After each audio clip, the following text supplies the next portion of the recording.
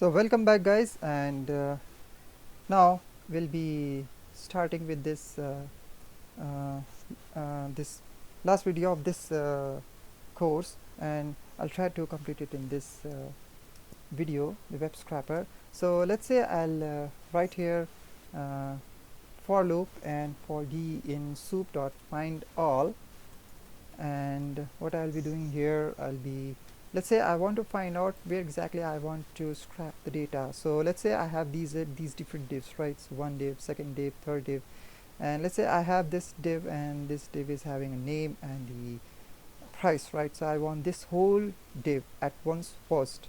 So what I will do here, I'll click here and I'll try to check what exactly is this div, what is the value of this div. So let's click on that, and if you see here, the exact value of this div is this. So just double click, right click and copy, and let's try to paste it here.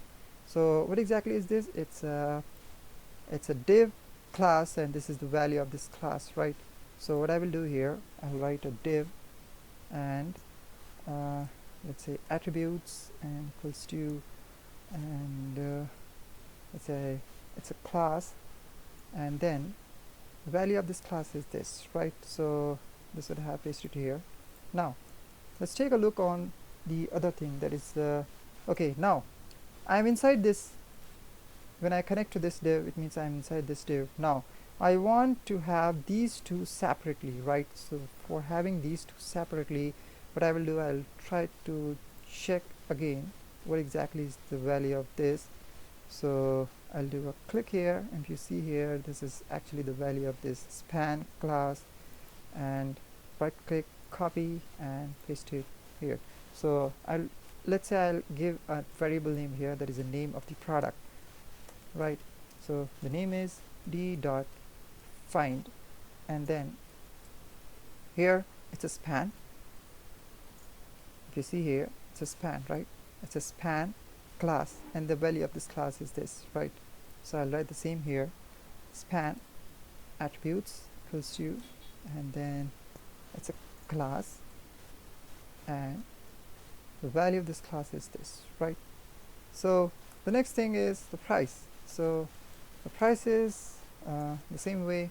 We'll do it like it should find, and let's talk about this. So what it will do, it will check for this copy, and then just see here, this text is already there, means there's a span class and the value of this class here.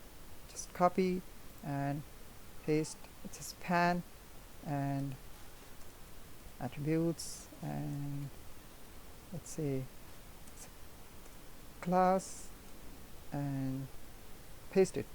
So this is where we actually got connected to our whatever the data that we want to actually scrap. Now what we'll do, we want to collect that data, fetch that data and put it inside a bag. So to have that bag, we'll create a list. Let's say I create a list that is all, and I'll put that data inside that bag, right? So now there's a problem here. If you see, the product name and the prices are here. Let's close this first. But here if you see, the prices are not listed down, the prices are not listed down. So somewhere the prices are there, somewhere the product names are not there. So to overcome this, we'll give an if condition. So let's say if the name is not none, means the name is there. If the name is not none, so what it should do, it should append, it should take the data and put it inside the bag. So it should put that name data inside the bag, and else it means the data is not there, so it should append. So let's say I don't have the data, so I'll use my own data. Let's say I make it a name as product, unknown product. Let's try this. Now do the same thing for the price. If we have the price, if it is not none, so what it will do, it will append, it will take the data, and this price is coming, actually this is coming from here, this price, it should do it like the text, and If it is not there, then all dot append, and let's say if the price is not there, so it should give any name. Let's say I put a $0. So if the price is not listed down, so it will put a $0. So let's try to, okay, now do one thing. We'll our data is actually mixed up in this bag, right? So it got mixed up.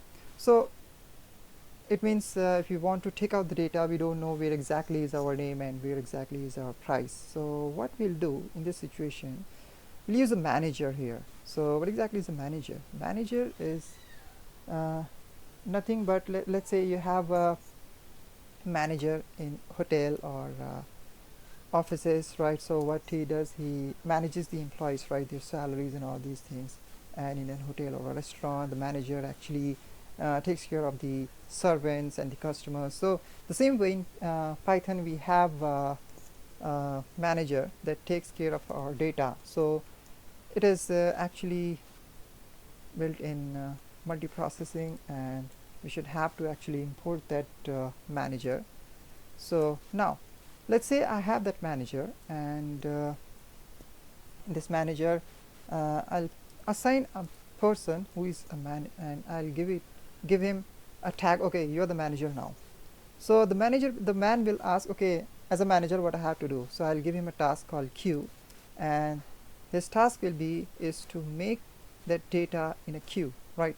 So to use the queue, I'll use a queue here, right? I'll define the queue here. So queue is nothing but a data structure, how exactly we want our data to be displayed or to be managed, right?